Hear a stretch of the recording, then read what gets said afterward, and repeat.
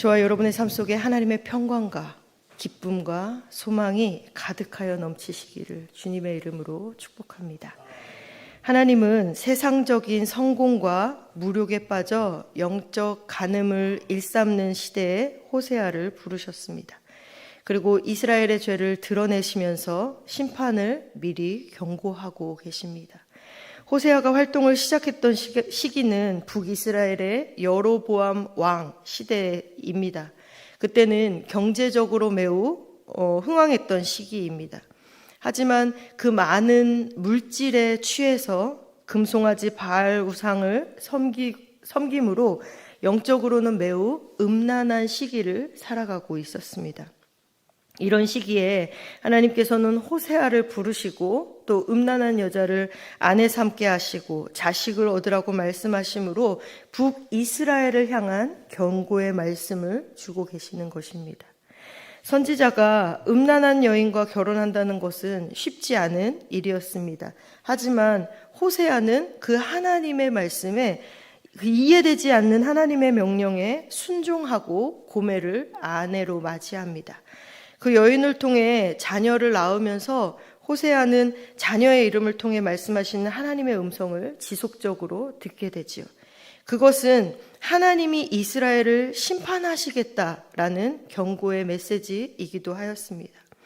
하지만 늘 그렇듯이 그 경고와 심판 이면에는 하나님의 사랑이 표현되어 있습니다.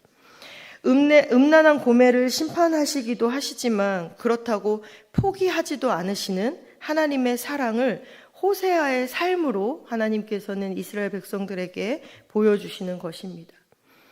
에스겔서에서도 나타났고 예레미야에서도 나타났지만 하나님의 목적은 심판 자체가 아닙니다.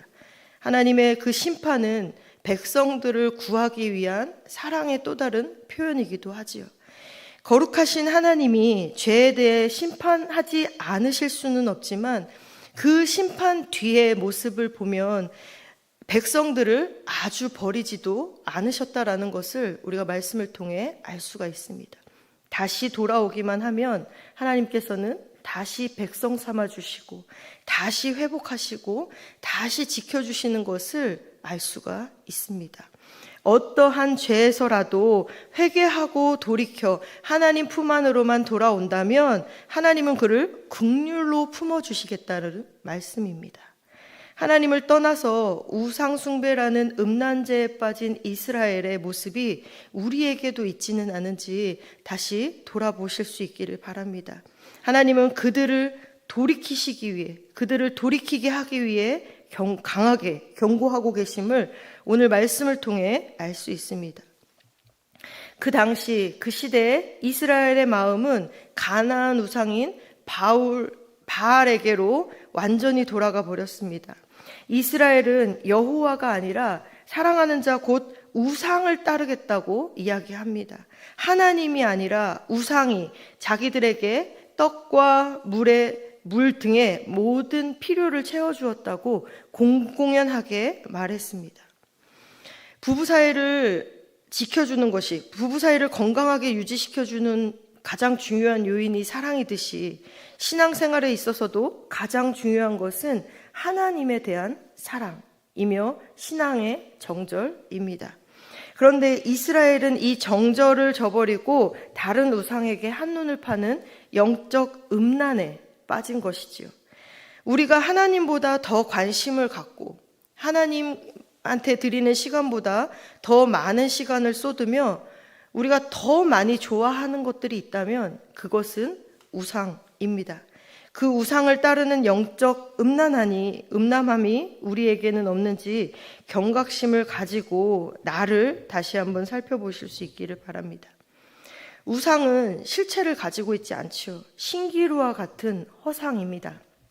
그래서 우리가 아무리 열심히 우상을 찾고 따른다 할지라도 그 우상은 우리에게 결코 만족함을 줄 수가 없습니다. 마시고 또 마셔도 우리를 목마르게 할 뿐이지요. 그래서 거짓 우상을 따르는 사람들은 필연적으로 허무한 결말을 맞이할 수밖에 없는 것입니다.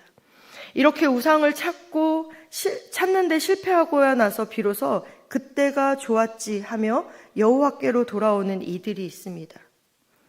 죄를 회개하기 때문이 아니요 이제는 하나님을 섬기겠노라 결단하기 때문도 아닙니다. 매우 이기적인 동기로 하나님 앞에 돌아올 뿐이지요. 그런데 하나님은 이런 동기를 가지고 돌아올지라도 돌아오기만 한다면 무척이나 기뻐하신다는 것을 말씀을 통해 알 수가 있습니다. 하나님의 자존심을 넘어서 사랑에 감사하며 우리의 신앙을 돌아보아야 합니다. 이스라엘은 어리석게도 하나님께서 베풀어 주신 은혜, 많은 축복의 선물들을 우상을 섬기는데 사용하였습니다. 거룩한 것을 더러운 데에 사용하는 행위는 참으로 망령된 행동이 아닐 수 없습니다. 이스라엘은 하나님께 돌려야 할 영광과 존귀를 우상에게 돌리는 죄를 범하고 있는 것입니다. 하나님은 그런 그들에게 강력한 경고를 내리십니다. 더 잘 살아보겠다는 욕망으로 우상을 택하는 하나님의 백성은 이러한 망령된 행실로 인하여서 하나님께 받았던 복을 다 빼앗기게 될 것입니다. 땅과 수목으로 상징되는 생활 전반이 황폐해지고 우상을 섬긴 만큼의 징벌을 받게 될 것입니다. 뿌린 것을 거두고 뿌린 만큼 거둔다라는 신앙 망고의 진리를 우리는 기억해야 합니다. 우리를 사망으로 이끄는 죄에 대하여도 경각심을 가질 수 있기를 바랍니다. 그리고 모든 영적인 음란 죄에서 돌이켜 다시금 신앙의 정절을 하나님 앞에 세워가는 하나님의 백성들이 되시기를 소망합니다. 하나님은 하나님의 백성과 첫사랑을 잊지 못해서 그 사랑의 관계를 회복하시고자 하십니다. 때로는 징계하심으로, 때로는 위로하심으로 하나님은 이스라엘을 하나님의 백성으로 만들어가고 계십니다. 여호와께서 음란과 우상 숭배로 심판을 경고받아 절망 중에 있던 이스라엘 백성들을 데리고 거친 들로 나아가십니다.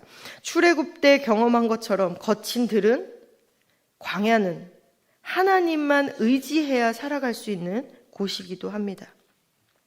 가나안 땅이 풍요의 땅이기는 하였으나 그곳은 바알을 섬기는 땅이었습니다.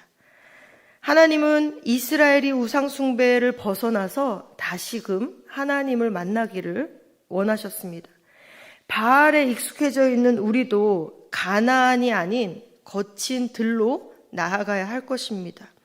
온전히 하나님을 홀로 마주 대할 수 있는 그런 순간, 그런 장소로 말입니다. 그곳에서 우리를 위로하시는 하나님, 소망을 주시는 하나님을 만나고 정화되어 연단되고 하나님과의 첫사랑을 다시금 회복해야 할 것입니다. 하나님과 다시 만나는 그날 우리는 더 이상 하나님을 다른 우상과 함께 섬기지 않습니다. 오늘 본문에 보면 하나님은 3번이나 내가 내게 장가들 것이다 라고 말씀하시면서 강한 의지를 가지고 이스라엘을 신부 삼겠다라고 작정하시는 것을 알 수 있습니다. 하나님과 결혼하는 그날이 온 땅에 하나님의 은총이 부어지는 날입니다. 모든 피조물과 새로운 언약들이 맺어지고 활과 칼이 꺾여 평안에 이르게 되는 것입니다. 하나님은 음란한 고멜과도 같은 우리를 부르시고 신부 삼아 주시기를 원하십니다. 하나님을 만난 이후에 우리는 다시 흰옷 입은 정숙한 아내가 되는 것입니다. 죄인을 의인처럼 여겨주시는 하나님의 사랑 때문에 우리는 다시 한번 희망이 생기게 됩니다. 버려질 운명에 있던 우리에게 다시 살 길을 열어주시게 되시는 것이죠. 회복시키시고 평안을 주시는 그 하나님의 사랑, 그 부르심에 믿음으로 응답하여서 새롭고 정결한 삶을 살아가겠노라 결단하실 수 있는 삶이 되시기를 바랍니다. 이런 하나님의 말씀에 우리가 보여야 할 반응은 그저 하나님의 부르심에 순종으로 응답하는 것입니다. 저와 여러분이 하나님의 부르심에 순종으로 응답하는 삶을 살아가시기를 바랍니다. 하나님과의 결혼을 통해 모든 관계가 회복되는 그날에 죄로 인해 막혔던 복이 다시 부어지기 시작합니다. 이스라엘의 기도에 하나님이 응답하시어 하늘은 땅이 원하는 비와 이슬을 내리고 땅은 풍성한 결실을 맺게 됩니다. 그날에는 저주가 축복으로 바뀌게 될 것입니다. 하나님은 이 땅에 이스라엘을 다시 심으셔서 백성이 아닌 자들을 백성 삼으시고 긍휼히 여김을 받지 못했던 백성들을 다시 긍휼히 여기실 것입니다. 하나님과의 관계가 회복되어야 하나님의 복을 받을 수 있기 때문이지요. 세속적인 욕망과 현실 상황에 흔들리지 말고 하나님과의 관계를 바로 세워서 하나님께서 주시는 그 축복을 함께 누릴 수 있게 되기를 바랍니다. 하나님과의 관계는 회복하지 않은 채 나의 욕심에 따라 욕망을 충족시키기 위해 드리는 기도는 하나님께서 기뻐하지 않으시고 응답하지도 않으십니다. 나의 세속적 욕구를 실현하기 위해 하나님을 나의 기도로, 하나님을 나의 신앙으로 끌어들이지 말고 먼저 하나님의 뜻이 무엇인지를 추구하는 기도를 드릴 때에 하나님이 우리의 기도를 기쁘게 들으시고 응답하실 것입니다. 이것이 신앙과 기도의 올바른 질서이기도 합니다. 눈앞의 현실에 흔들리지 않고 세속적인 가치에 좌우되지 않으며 질서를 바르게 세우실 수 있는 하나님의 말씀 앞에 그리고 하나님의 관계 앞에 그 질서를 바르게 세워가실 수 있는 저와 여러분이 되시기를 바랍니다. 하나님께서는 오늘도 우리를 찾아오셔서 내가 너와 결혼하겠다라고 말씀하십니다. 우리 모두가 그 하나님과의 결혼을 통하여서 그분과 완전히 동행하며 하루하루를 천국의 삶을 누리실 수 있는 저와 여러분이 되시기를 주님의 이름으로 축복합니다. 기도하겠습니다.